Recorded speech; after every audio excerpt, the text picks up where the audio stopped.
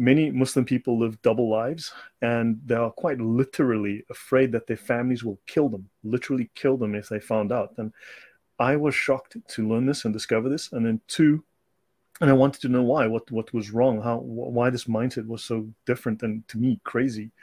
And then two, I studied counterterrorism through Leiden University, an online course to supplement my work. And when Raqqa fell, a cache of books was recovered, and the entire training that they were given by their imams was made available for a short while, and I had access to these. And these were standard Sunni texts. There was nothing weird or obscure. These were standard Sunni Islamic texts. And these were their books, ISIS books then? Yeah, but these were standard Sunni Islamic texts. There was nothing strange about them. These were normal, standard, commonly available. You can go buy them in an Islamic bookstore today, anywhere. And so there was nothing odd. And so I started reading. And then I discovered the Sharia manuals, and I started reading those. This was around 2015. And then, of course, there was also the Bataclan massacre, the attacks in Paris. And this spurred me on even more to want to learn, why is this happening? One more thing before we get into the presentation. You said something quite interesting. You said that when Muslim refugees try to flee to Muslim countries didn't want to have anything to do with them? That was a common occurrence, yes. Yes, that was a very common occurrence. I want the Westerners to hear what you just said. Guys, hear what this man said. When the Muslim refugees wanted to flee to other Muslim countries, the Muslim governments did not allow them because they knew they would create trouble. And yet the West lets them come in droves, huh? Yeah. You know what broke my heart in Lebanon? I went to Lebanon several times because there was a battle between ISIS, Hezbollah. So I was in the Bekaa Valley. And so anyway, details. But there were genuine Syrian refugees. And I spent a bit of time going through this area, several trips. And I saw genuine Syrian refugees, and it broke my heart. I can't tell you the poverty, the desperation, people with families with nothing, just literally rags. Their clothes were rags. They were, in the one camp, they had poles of wood, right? 4 poles with plastic wrapped around it and plastic over it, and a tarpaulin on the floor. And this was their house because everything, ISIS had destroyed their houses, and these people were living in poverty. And then you see photos from Germany of a guy in Levi's with Ray-Bans, a brand new Samsung with Nikes, a lovely leather belt and fancy clothing. And this is a refugee from Syria. And I'd seen the refugees firsthand. And I'm like, that's not a refugee, especially when I used to see them in groups of 3 or 4. To me, that's a trained cell, right? So that's a trained cell operating as a unit. So, yeah. May God have mercy on us, and may the Muslims come to know the true God revealed in Jesus. Because the focus is Islam's connection to Gnosticism and Masonry. So, brother, you feel free how you want to begin. The Muslim scholars, the highest scholars, claim that they founded Freemasonry, that they are the original Freemasons. And they claim... Again. I want to stop you at key points, so don't be frustrated with me, brother, because you say founded Freemasonry, and they are the original Freemasons. That's what Muslims teach? This is what many of the top scholars say, yes. Wow, you got it. Okay, I just want people to hear this. Many people will say, well, Lloyd is wrong because, these were the Egyptians in the 19th and 20th century that actually they got Freemasonry from Europe, and they thought it was cool, and they were just kind of like, it was just kind of cosplay for them. And no, it actually goes back much, much earlier than that. It goes back well before that. So, even the Muslims laugh at that, so, yeah, but let's talk about the topic. Let's start to introduce all of this, and yes, we start to learn more. They do claim that they infiltrated Masonry into England and Scotland. These Gnostic antecedents make it straight into Islam. How, in fact, the Muslim scholars, and we will show you this, within the Sharia itself, within the legal system, the law of Islam, they claim that Islam is a Gnostic religion. This is an explicit claim. It is not an illusion. They're alluding to it. They are stating this explicitly, what the scholars state. So Gnosticism is the greatest threat to ever face the church. Exactly. At the founding of the church and now. And then, of course, how Islam demotes Jesus and the deity of Muhammad, because you'll find that these same stories, these Gnostic stories, made their way into the Quran and other Islamic sources, the Apocrypha, these Jewish myths, these Gnostic legends from various Gnostic groups, all made it into Islam because, the Christology of Islam is entirely Gnostic and apocryphal. It is not orthodox. There's a lot to be said about Allah. In fact, we will find that a Gnostic by name of Plotinus or Plotinus, he actually created a version of Allah, a version of God, which is essentially identical to the Muslim conception of Allah. So, but there's a history to that. That's something we can discuss again. But basically, you'll find that there's a Gnostic version of the One, called the One, a deity, which is basically Allah to a T. So the concept of Allah is taken straight out of this Gnostic idea from this scholar called Plotinus. Okay, so Gnosticism was the greatest challenge and threat to the early Christian church, and Gnostic ideas thrive today. So in its early church history, the church was opposed by several mystery religions. So these mysteries involved secret societies. Islam is involved in secret societies. We will look at that. Occult, magical rituals and practices. Islam has occult, magical rituals and practices. This is not just evidence which can be swept under the rug or dismissed with the wave of the hand. This is evidence that needs to be investigated. Premier academic source on Islam is called the Encyclopedia of Islam. It costs about $40,000 to buy a copy, or it's $5,000 a year to rent it. Are you kidding me? It's expensive. $40,000? Yeah, to buy a set. Yeah. Wow. Yeah, it's expensive. And so what happens is, when you read through this, you'll find that so many Islamic legal terms and so many Islamic theological terms, the Encyclopedia of Islam has a second meaning of it, and it's usually related, like 40% of the time, it has an occult or magical meaning, something to do with ritual magic. And you're like, why are so many terms related to magic and ritual that is not being discussed? Right? Yeah. So now, we will speak of the levels of understanding and of the secret knowledge in Islam. Then we'll speak of the denial of Jesus' divinity, death, resurrection, and so on. And of course, their radical reinterpretation of biblical doctrine, which is a standard Gnostic practice as well. So, 2nd century Gnosticism in brief. So, the physical world of matter is cursed. It is evil. And it was created or ruled by a lesser god, the demiurge, who is lower than humans. Right? Now, spirit is good. Matter is bad, right? Liberation is attained through esoteric knowledge. And of course, it denies the incarnation. God is spirit and pure, thus his humanity must be an illusion. Now, of course, these stories are present within the Islamic narrative as well. And of course, the Allah of Islam cannot come to earth. And this is a Gnostic thing. God doesn't come to earth because matter is dirty. Now, right, we will continue. So heretical Gnosticism. The name Gnosticism was applied to a variety of schools that differed in their reinterpretations of the Christian faith. The common principle of unity is all standing in opposition to Christianity. So they claimed the possession of superior knowledge higher than that of ordinary believers. And we will see that Islamic scholars make the very same claim. Right, so when we go to McClintock and Strong's, this is James Strong from Strong's Concordance, right? They tell us in their biblical encyclopedia, the Gnostics seldom pretended to demonstrate the principles on which their systems were founded by historical evidence or logical reasonings. Now, in fact, the same we can show that the very same is within Islam, because lay Muslims are not to ask for evidence. They are required to believe without evidence. They simply have to accept, to hear and obey. They rather boasted that these were discovered by the intuitional powers of a more highly endowed mind. They constructed systems of speculation on subjects entirely beyond the range of human knowledge.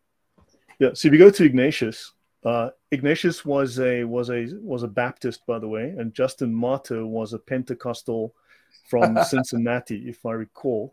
But Ignatius, I want to forewarn you not to get snagged on the hooks of worthless opinions, but instead to be fully convinced about the birth and suffering of the resurrection of Christ. They were fighting their own battles, ideological battles against the Gnostics. These persons, Justin Martyr says, seem to be ignorant of the whole work of God, both of the genesis and formation of man at the first, and why the things in the world were made. Now, if his death be denied because of the denial of his flesh, there will be no certainty of his resurrection. So many of the heresies and Arianism and such, and the Gnostics, this would undermine utterly the Christian premise that Christ died, Christ rose, and that he overcame death. Right. So yes, their denial of the fundamental aspect of Christianity, which Islam also denies. Similarly, if Christ's resurrection be denied, ours is destroyed. That's right. Irenaeus, these men overthrow the faith of many by drawing them away under a pretense of knowledge from him who founded and adorned the universe. So yeah, they had lots to say. They wrote hundreds and thousands of pages against Gnostics.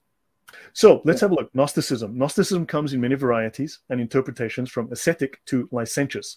Licentious means lacking legal or moral restraints. And I think we know of a certain prophet that had those exact problems, especially disregarding sexual restraints. But I thought Muhammad is a moral exemplar. He's a standard of morality and ethics. What are you talking about? That's why you're a kafir, but I'll let you slide on that one. Go ahead. Look, I'm from Africa, as you know. Schools are bad out there. I attended a school for emotionally disturbed teachers. Maybe you went to the same school. Me too. Yeah. I'm disturbed, yes. It had a debilitating effect on my mental development. So notice, though, also, it is marked by disregard for strict rules of correctness. Muhammad violated all of the rules of the Ten Commandments. Gnostics focus on the inner life of the spirit, which they think which they differentiate from material. Now, we can apply this thinking to, and we'll discuss this briefly. I identify as, we see it today, that the external doesn't matter, but the world of the imagination, this irrational world of the imagination, that's what counts. These are Gnostic thoughts. I identify as, you pick your, although archaeologists, when they look at skeletons, can only find two genders, but hey, they're corrupt because they're not privy to the secret knowledge. So just so people understand, this gender identity confusion, that directly ties in to the Gnostic influence, huh? Yes. There you go. So you guys are hearing it. Gnosticism hasn't died. Gnosticism has mutated in different forms and ideologies. It's still here, live and kicking. But go ahead, brother. Yeah, so let's look at Gnostics. Male and female distinction is a corruption. Now remember, when we start to investigate Islam, we start to see that their entire Christology and so many of their stories are literally ripped out of the pages of these Gnostic texts. So, and of course, why is Islam so antithetical towards women? Well, maybe they took that from the Gnostics. Now, of course, Genesis 1:27 says, in the image of God, he created him, male and female. So that's the Christian belief. We have a completely different design, right? Simon Peter said to him, let Mary leave us, for women are not worthy of life. And Jesus said, I myself shall lead her in order to make her male, so that she too may become a living spirit, resembling you males. For every woman who will make herself male will enter the kingdom of heaven. So that's the full quote. There it goes. Bam. Saying 114. There it is. Right. Deuteronomy or Deuteroscopy 22:5. Mosaic law. Right. A woman must not wear men's clothing, nor a man wear women's clothing, for the Lord your God detests anyone who does this. Now, this, of course, goes against Christian doctrine. So they are not being free. They are violating Christian law. They're violating Christian precepts. They're going against the God of the Bible. This is quite bluntly what is happening. Right. So Gnosticism and Gnosis in Islamic law. So let's examine the references to Gnosticism, Gnosis, Gnostic Islamic scholars in the world's most famous and the world's most popular Islamic law manual. So let's start here. This is the Reliance of the Traveler. So let me go back here. This is the Reliance of the Traveler. This is the most famous, the most popular, most common, most available, most sold Islamic law manual in the world. Now, Muslims always say, well, Lloyd, it's not. You're wrong. And I'm like, and then I say, okay, so please tell me which one is. And they somehow never do. Exactly. So if I'm wrong about that, please advise me and let me know which one so we can read that one and check. You wouldn't want to hide anything from us, would you? So let's have a look. Let's go back up here. So, okay. So notice here, in the world's most famous Sunni Islamic law manual, we've got here, they speak of the spiritual station of annihilation in Gnostic vision. And why are they talking about gnosis amongst these scholars? We'll talk more about that.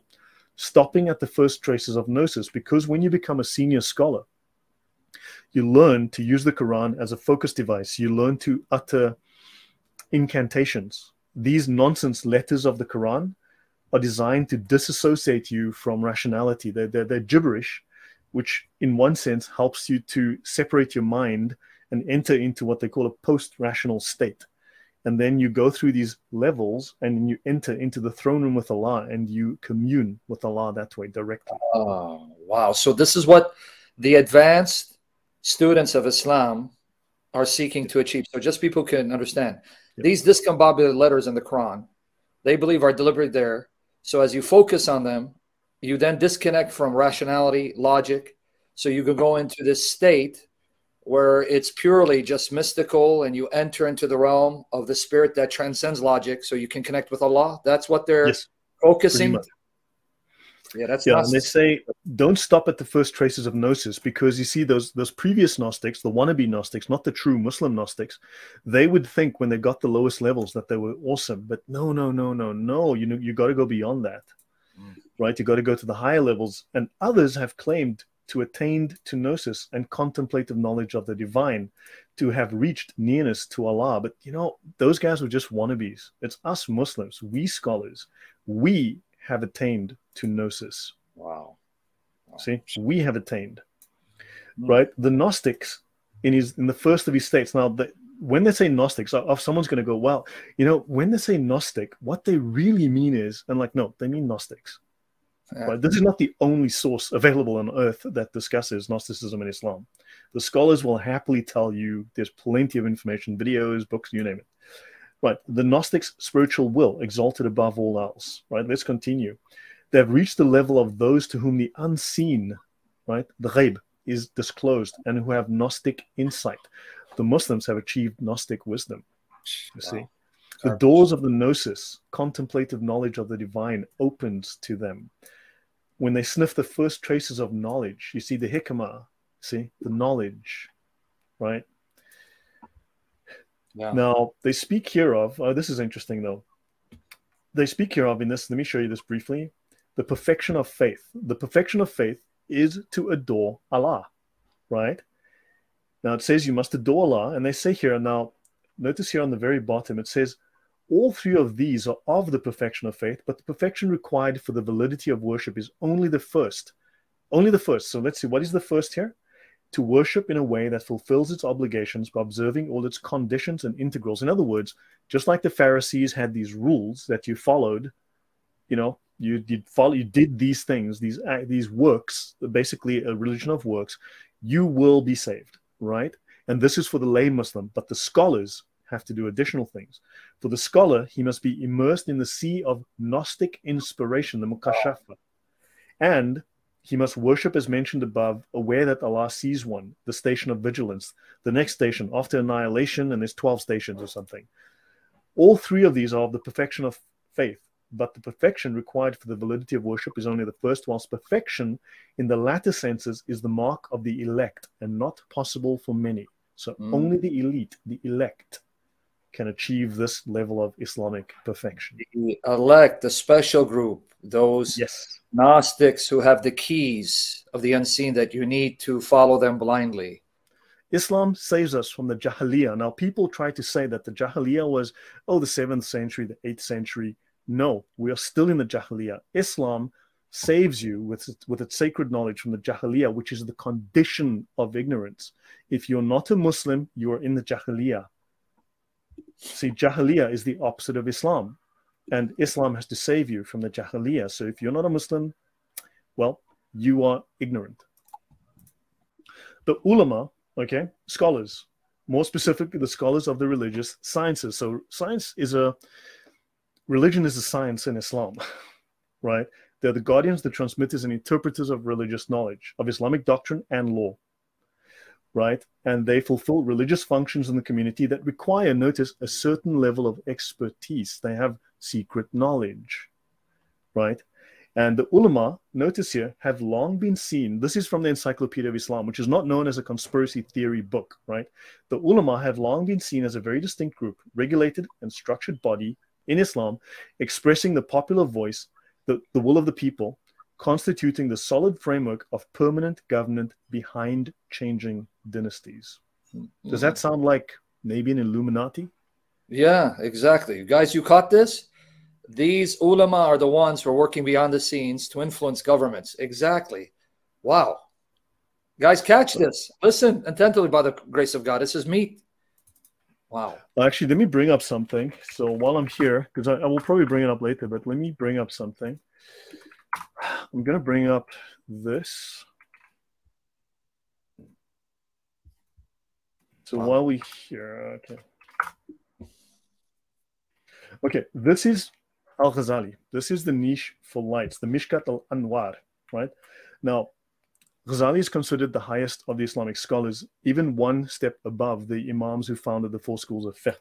So let's have a look here. This is, now I want to show you this. So he's the greatest scholar of Islam after Muhammad himself. He's considered the Hujjat al-Islam, the proof of Islam. That's one of his names. He's the only one that has this as like his major title, right? The Hujjat, the proof of Islam. He proved Islam true. And notice he says here, those who stopped short of complete illumination, right?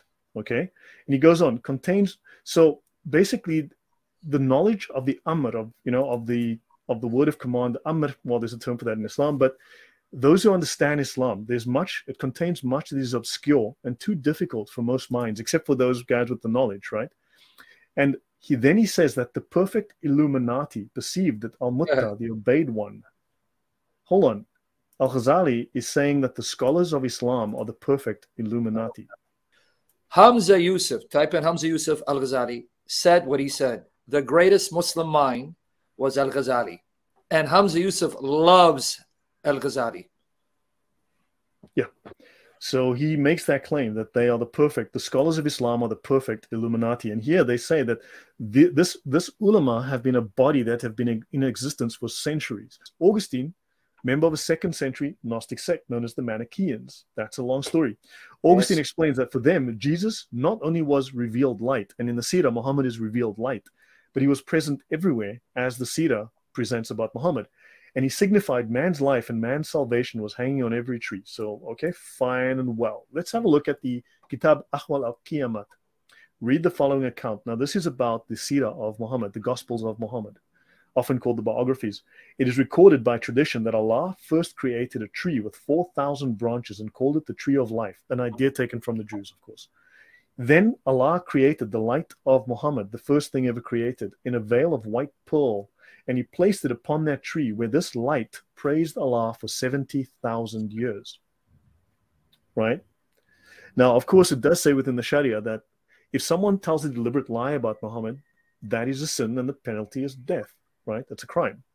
But of course, people write all sorts of things about Muhammad. So now, right, so there's a lot more to this that I can show you. But for instance, after 70,000 years where Muhammad praises Allah, Allah takes this light of Muhammad, puts it in a statue of Muhammad, and all of the entities, including you, if you're watching me today, including you, just so you know, because your soul was alive then, right? Your soul pre-existed you. All the angels, all the entities of heaven, all of them circled and danced around Muhammad and praised Muhammad. They praised Muhammad for 100,000 years. So for 70,000 years, Muhammad praised Allah, but then for 100,000 years, you praised Muhammad on his pedestal. And then Allah placed Muhammad on earth. My goodness. And they say, no, we only worship Allah alone. My goodness. Wow. Yes. No, I mean, the stories, I mean, you look at these stories, I can show that another time. So Gnosticism is a cult of special knowledge, from the Greek gnosis, right? Now, belief in a remote, unknowable, supreme, absolute one deity, the monad, known as also the Tawheed. What is interesting is that the word Tawheed exists prior to the Arabic in the Ethiopic, and it comes from the Ethiopian Orthodox Tawhedo Church, right? Ethiopian Orthodox Tawhedo Church, which means the unity, the unification, right? A complex unity of more than one. So the term Tawheed is derived, and they spent, of course, 15 years in Ethiopia in the first Hijrah. And then they joined the Muslims again in Medina, right? Now, so let's continue. The divine monad is beyond the material and rational world. Now, Allah does not enter the dirty physical realm. So the Christian incarnation is unacceptable. That's the Gnostic view. So think of the polemic, emphasis on Jesus as a baby being unclean, Ibn Qayyim. So let's actually have a look. Now I'm going to go to Ibn Qayyim, guidance to the uncertain in reply to the Jews and the Nazarenes. Let's have a look at this. He speaks here. This is a very common, very popular polemic against Christianity taught in Islam today. It's 800 years old.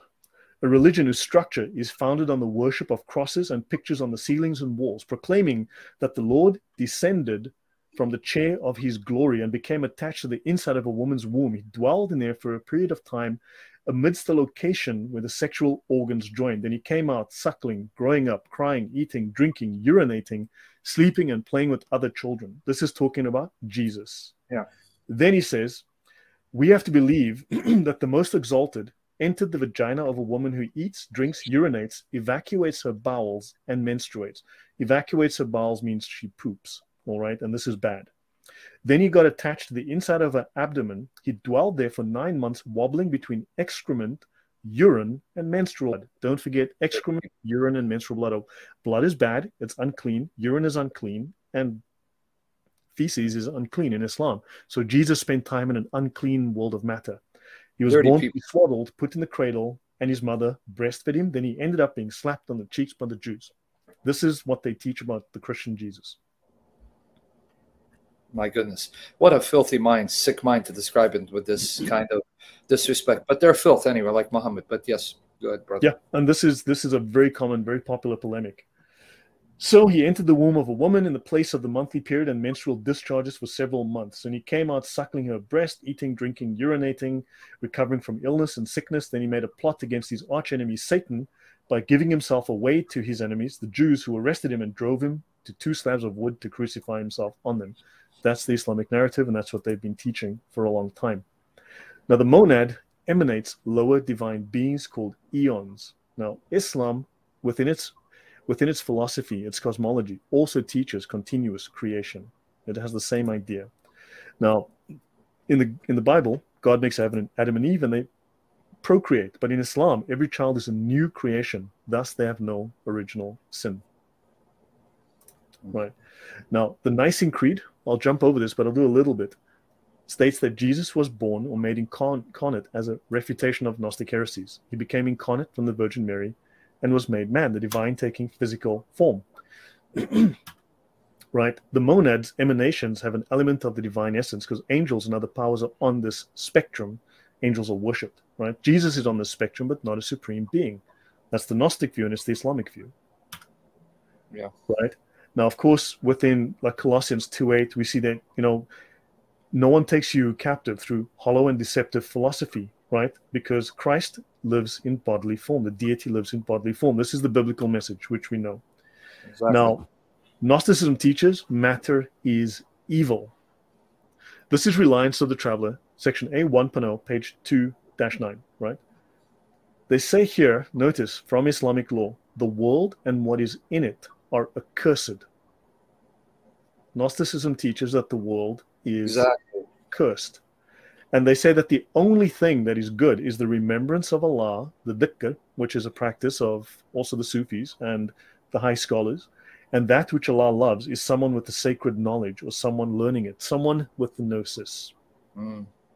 So let's hammer that. Guys, you see, this is the Reliance of the Traveler. So did you see what he just showed you, the connection with Gnosticism? Matter is evil. What did this manual of Islamic jurisprudence say? The world, everything in it is cursed, except when you do dhikr, remembrance of Allah, and those who seek knowledge, gnosis. Here it is from an official, authentic manual on Islamic jurisprudence. There's your Gnosticism in Islam. Thank you, brother, for the research. Okay. I don't know if you caught it. There was already an element of Gnosticism that was on the rise during the time of the apostles. This is why scholars believe that Paul in Colossians and John in 1st, 2nd, 3rd John are already attacking a proto-Gnostic movement that was already on the rise, and they were silencing it. So we have been blessed with these great soldiers of Christ historically, and praise God for his research. So I just want to hammer that point. Continue, brother. Yes, in Colossians, they call it a deceptive philosophy, a hollow and deceptive philosophy, which depends on human tradition and the elementary spiritual forces of this world, rather than on Christ. For in Christ, all the fullness of the deity lives in bodily form. That's a strong confirmation and denial of the Gnostic message, because much of the New Testament actually refutes Gnosticism, and which is the very same message as Islam. Yes. I just want to make one of that, guys. If you those of you who read Greek, the word fullness, pleroma, a good commentator will tell you there when it says fullness, pleroma, that was one of the technical terms used by Gnostics to speak of the pleroma and the aeons that emanate. So he's using their language to condemn them and then bring Christ the glory that he alone deserves. So go ahead, brother. Now, when you read into Islam and you speak, there's so many references in the encyclopedia to the esoteric nature of Islam, designed for or understood by the initiated alone. And when you look into the magical aspects, the occult of Islam, you're going to see the initiates. They speak of initiates, the initiated. If you're a lay Muslim and you're in the comment section, you're not one. I'm sorry. You're on the bottom rung of the ladder. Wow, amazing. So it is requiring or exhibiting knowledge restricted to a small group. Didn't we show that the ulama have knowledge restricted to a small group? 100%. Limited to a small circle, special, rare. Well, that fits the idea of the ulama, right? Wow. So there's a magical practice going on that we're not aware of. We need to dig into that, right? The New Testament warns us about these ideas, these negative, satanic, quite literally anti-Christian ideas. So anything that confess not that Jesus Christ is come in the flesh is a deceiver. This is a deceiver and an antichrist. Amazing. Amazing stuff. So, okay, now, so let's jump into this. Right. Pagan plagiarism, Plotinus and the One. So Plotinus was a pagan, Hellenistic Greek philosopher from Alexandria. He despised, actually, technically, his student Porphyry despised Christianity. He's the founder of Neoplatonism. I go into him in more depth in a different series. His writings were widely read within Augustine of Hippo's time, the 5th century, 200 years before Momo. Augustine counted many of his thoughts in the City of God, right? Wrote about him extensively. Let's look at the Christian God, the God of the Bible, Yahweh. Plotinus is the One, and Allah. He was a pagan. His student, Porphyry, despised Christianity. He lived around 204, right, onwards. Now, his writings were widely read and accepted, as I said, in the 5th century, right? Now, I'll skip Al-Farabi, but in Porphyry's account, Porphyry is the student of Plotinus, right? And he writes a book called Vita Plotini. And he says here, let's listen to this. Plotinus lived a divine life.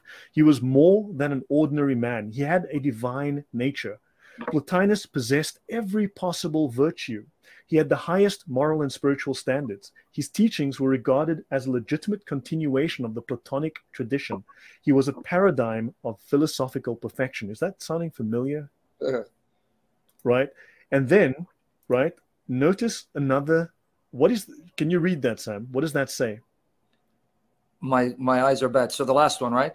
He refused to have his portrait painted. Plotinus or Plotinus, like in Sunni Islam, you don't have a drawing of him. It's against Plotinus and Islam, Sunni Islam. So there's only two major, Plotinus and a guy called Mo. Isn't that just a strange coincidence? Okay, so moving on, right? So we look at, so he had a God called the One, and we look at Allah. Let's have a look. Okay, great stuff. Let's have a look here. God, right? When I say God, I will mean Yahweh, the God of the Bible. In terms of sovereignty, they're all creators. The One from Plotinus, and Allah is the creator. Let's have a look. In nature, single being with a complex nature is God. But the One is a simple unity beyond being, and Allah is a simple unity of pure will. But notice this here, under the One, the thing in the column here with One applies to Allah as well. There's no contradiction. In action, God is intrinsic as the Holy Spirit, whereas the One is extrinsic. It's a monad that sits outside matter. Allah is extrinsic. Allah doesn't come into the world. Can God be known? Yes, through reason and faith. But the One is knowable only through complete submission. Do you know of a religion that emphasizes submission or has something like that in its name? I don't know. Have you? You are convincing me. Muhammad's light was in all of these Gnostics, man. I'm about to take Shahada because of you, because that's Islam right there in Plotinus. Yeah, knowable through complete submission. But this applies to Allah as well. Can't be known, right? Let's have a look. Man's nature is free in the Bible, right? But for the One, you're a slave. And to Allah, you're a slave. Just a coincidence, I'm sure. Basis for obedience is love, but in the One, it's mysticism, and in Islam, it's fear. But notice, For the scholars, Allah is known through the mysticism, the gnosis, which we discussed briefly earlier. Then man's will, you have free will in the Christian doctrine, but you impose your will on another. Jihad! Right? I like that. Now, you know that Islam is a deen. It's not a religion, it's a deen. It calls itself a deen, which is a political system. And the deen defines itself as a political system that is imposed through force. So this is also the same in Islam. And then the final one is you will submit to the Creator. You will submit to the Creator. This is, so far, we are 1-for-1 between Allah and Plotinus's monad, his Gnostic monad. And then finally, there's no mention of the day of resurrection. But I thought this might be interesting to know. My goodness, the similarities. You see the parallels here. This is Allah, basically. Obvious. Taken from the Gnostics. Yeah. Right, so moving on. Now, Plotinian Islamic jurisprudence. So if you go into the Encyclopedia of Islam, they speak of the word madhab. Now, do understand, the word madhab does not mean school of law. That's the school of fiqh. Madhab is a way of thinking, a way of persuasion. Madhabs means that they are persuasive, right? The 5 schools of law in Orthodox Islam. So madhab, a school of persuasion. These were the 4 most persuasive people. Not saying they were the most accurate, they were the most persuasive. But they speak of the madhab al-Hadarat, okay? And you'll notice Hadrat Ali, Hadrat Aisha, Hadrat Umar, right? They said that. Madhab al-Hadarat, the name for the Plotinian scheme of dynamic emanation.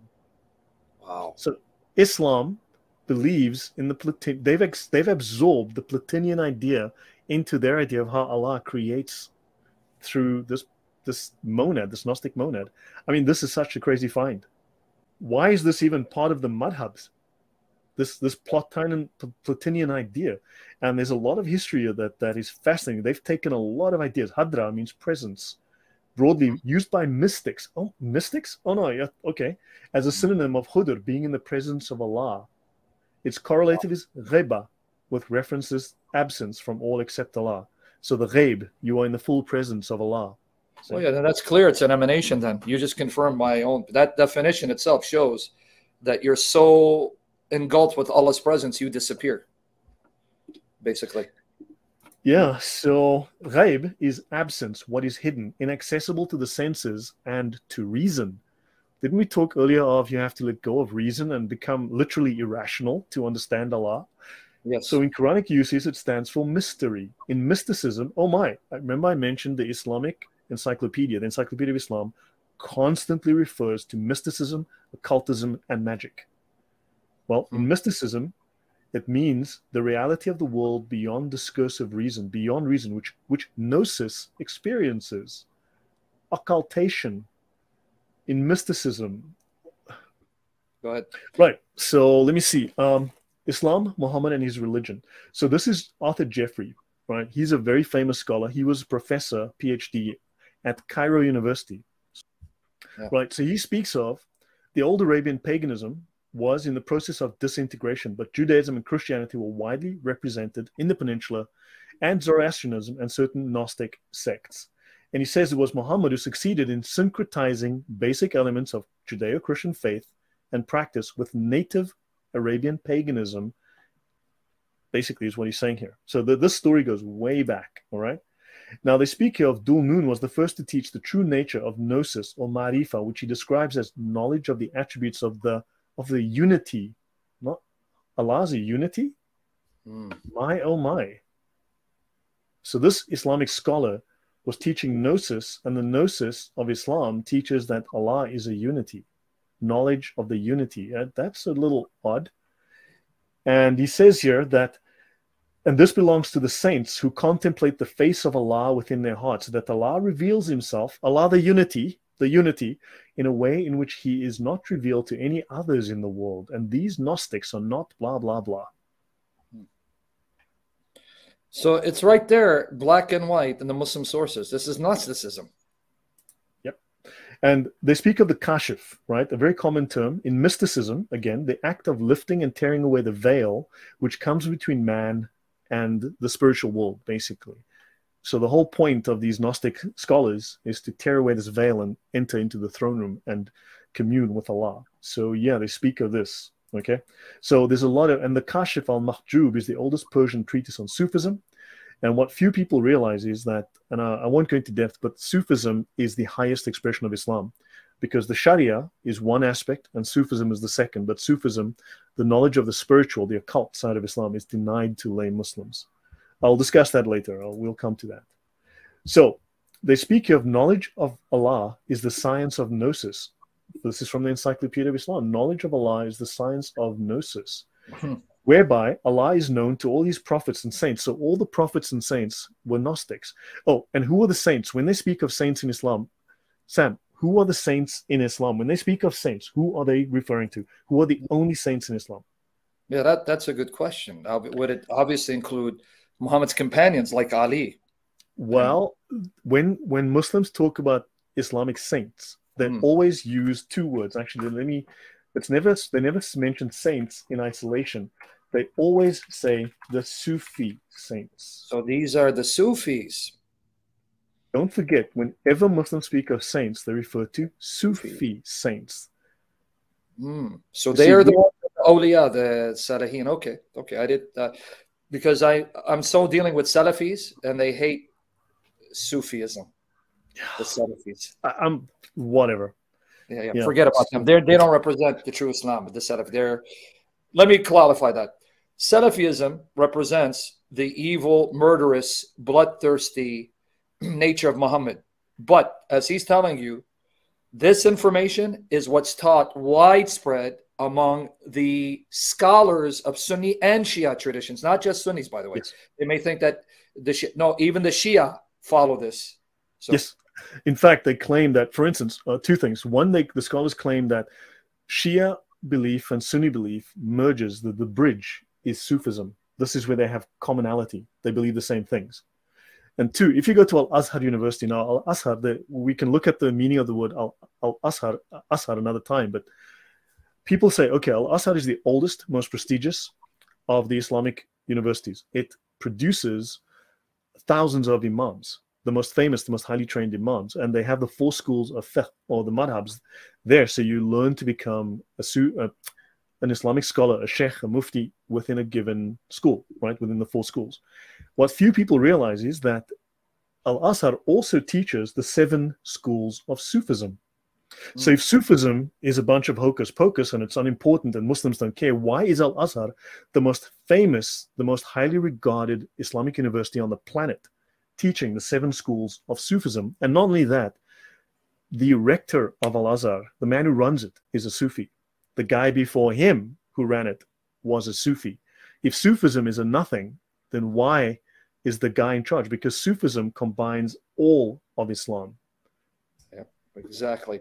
And for those of you who don't know, he's not talking about some joke university. It's world-renowned Islamic university till this day. Yes. I mean, Barack Obama, his first visit to the Middle East was to Al-Azhar because it's the center point, the focal point of Islam. So now notice they mention here that this knowledge is known to all prophets. It cannot be acquired by ordinary means, but it's a result of divine guidance and information, knowledge, the gnosis. Knowledge from Allah is the science of the sacred law, the ilm al-shariat, okay, which he has commanded and made obligatory upon us. If you're a lay Muslim, that's not you, buddy. Okay, so now they speak of the uncovering of the first veil from another source, the gnosis of Allah. Lovers with the word, with the sword of his glory, and hath let the hearts of Gnostics taste the joy of his communion. This is how Muslims find communion, the scholars only. So notice, gnosis is unsound without any acceptance of the law. So the Sharia and what they call the Haqiqa operate together because there are 2 elements to Islam. The Sharia, right, which is one half of Islam for the lay Muslims, and you have the Haqiqa. This is for the scholars only. This is the secret knowledge available to the scholars. This is the boss level for the scholars. And they must master both, right? And they speak of the Gnostic turns his back on other than Allah and is cut off from worldly things. So yes, he disassociates from reality. And, well, there you go. You spoke about that earlier. Yeah. Wow. If you look at the scholarly writings of Islam, the gnosis is everywhere. I mean, just gnosis everywhere, right? Okay, Gnosticism, similarities with Allah. So you have the demiurge. This is what they consider Yahweh, right? One of the eons, he created the physical world. He was an evil god. He created an evil world of evil matter. The demiurge is malevolent, evil, a false god. This is why even Muslims today believe that the God of the Bible is evil. That, for instance, you may not know, but Islam is the Deen ul-Haq, the religion of truth. But Haq really has connotations of the ultimate reality. And don't forget, Muhammad is the ultimate reality. Muhammad is the essence of nature, the essence of matter, the essence of the world, right? Allah made the world from Muhammad. So you were made from, assembled from Muhammad's essence. The demiurge is a heavenly being subordinate to the supreme being that considered to be the controller of the evil, physical, material world. He's antagonistic to all that is purely spiritual. He wants to keep us locked in the material, which is why transgenders want to be separated from their bodies, because, you know, what's going on in my mind, you know, I believe I identify as. And the Sufis want to also escape the rational world and enter into the pure spiritual. This is a Gnostic tendency. So the Jesus of the physical realm would be evil. So Islam is the Deen ul-Haq. What few people realize is that by logic then, Christianity is the Deen al-Batil. It's called the Deen al-Batil. Al-Batil means void, worthless. There's another word for it. I cannot remember right now, but there's another term that's more appropriate. But basically worthless, void, insignificant, unimportant, right? Evil even, right? And so that is Christianity within Islamic doctrine. And of course, Batil is also one of the names of Satan. So we are following the religion of Satan. So Jesus would be, as a physical being, would be evil according to this paradigm. And we are the Deen al-Batil. So if you look in Tafsir Qurtubi, you would find this where they discuss the Deen al-Batil, that Allah, God doesn't listen to us. We are evil, so he turns his back on us. Now, they speak here of the meaning of the phrase is, do not mix up Judaism and Christianity with Islam. Now, hold on. We worship the same God. It's the same religion. We follow the same books. But they do not mix up these religions with Islam, because we are the religion of falsehood, batil, which is unsound and worthless and in vain. So the false is also one of the names of Shaitan. The word Shaitan also comes from the Ethiopic. They got that from Ethiopia as well, amongst many things. So this is what they really write about Christianity. This is why ecumenical movements, these movements today, it's doomed to failure. It can never work. So you're saying that when the Quran says, say to the people of the book, your God and our God is one and we submit to him, you mean we cannot find commonality? See, there you go, you Islamophobe. I mean, look, think about this. An Islamic scholar, a great Islamic scholar wrote this. I didn't write this. And these guys are saying, well, you know, actually, you're getting the Quran all wrong. This is what it actually means. This is what they teach. This is the doctrine. So, briefly speaking then, so actually, you know what? I want to skip ahead. Okay, this here is from the Reliance of the Traveler. Knowledge of the heart, communally obligatory knowledge, religious sciences, knowledge. See, the scholars are the people of knowledge. They have the gnosis. This is permeated Islam through and through, this idea of knowledge. Right? Now, they speak of the superiority of sacred knowledge over devotions. Let's have a look at what it says here. Nawawi, the most famous of the people in the Shafi'i school, he's the most famous scholar within Shafi'i school. He's like the capstone of the Shafi'i, madhab. Say, are those who know and those who do not know equal? Well, of course not, in the Quran, right? And he says, Allah raises those of you who believe and those who have been given knowledge whole degrees. There's a lot more to be said about this, but so if you have the knowledge, you are raised a whole degree, right? And the superiority of the learned Muslim over the devotee, that's the lay Muslim, is as Muhammad's superiority over the least of you. This is the importance of the scholars of knowledge within the Sharia. This is the word of the Sharia. This is Allah's eternal law. So people get what you just said. Did you guys hear it? And Nawawi wrote a commentary on the Muslim. Did you hear what he just quoted? Someone with knowledge is superior to someone who even prays 5 times a day. Notice, if you're devoted and you perform Islamic practices, that's good. But if you have this deeper knowledge, you're even better. Are you catching this? This is Gnosticism at its very core. the superiority of the learned Muslim over the devotee is like the superiority of the moon over all the stars. And he says the learned are the heirs of the prophets. So the scholars, right, the ulama, are the heirs of the prophets. The prophets have not bequeathed money. They have left sacred knowledge. So the Muslim imams, right, the mujtahids, are the heirs of the prophets. So they must be listened to because they are... So basically, when you look at the imams, the ulama, you go to Al-Ghazali, I'm sorry, you go to Al-Azhar, these guys are the heirs of the prophets. They stand in along, you know, so they're very important.